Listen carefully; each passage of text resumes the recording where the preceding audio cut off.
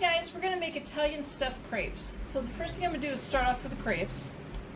In a bowl, 1½ cups of all-purpose flour, half a teaspoon of salt, whisk together, 1 cup of whole milk, 1/4 cup of water, 4 eggs, whisk together. Now whisk in 2 tablespoons of unsalted melted butter. If you want a sweeter crepe, add 2 teaspoons of granulated sugar when you're adding the flour. Cover and fridge for at least 30 minutes, but you can put it in the refrigerator overnight if you want. Cook your crepes in a small skillet on medium heat or medium-low if your pan starts to get too hot. Rub a bit of butter on your skillet. Pour 1/4 cup of the batter into the pan. Swirl to cover all sides.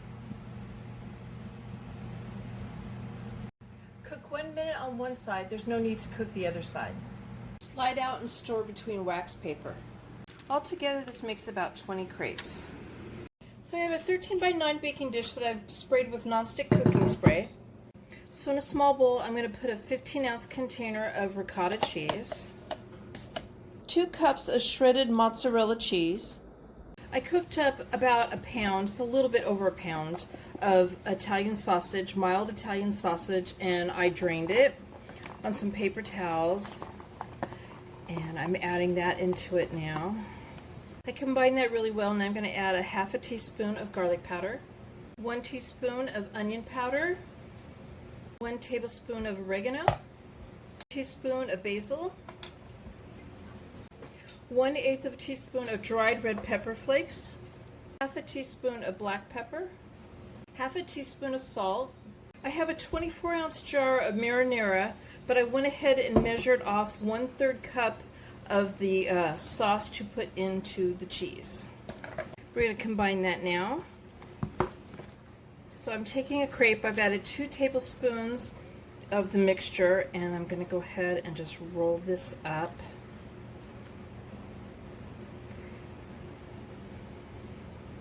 And I'm going to start setting them in the pan. This will make it a lot easier if you made the crepes the day before, you cooked up the sausage the day before, grated the cheese the day before. That way, you know, things are all ready to go and you just have to put them together. So again, I'm adding like 2 tablespoons of the mixture in the crepe, and I'm just going to roll it up.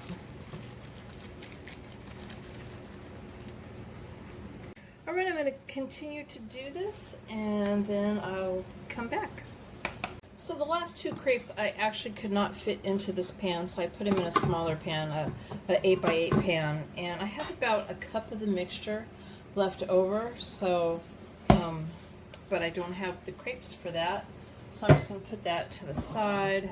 Now I'm going to take the rest of the jar of the sauce, and I'm going to go ahead and I'm going to start pouring this over the crepes. Get the 2 over here. I'm just spreading it out a little bit, making sure that they're all covered. Now I have some Romano cheese, some shredded Romano cheese, and I'm going to go ahead and sprinkle that all over the top.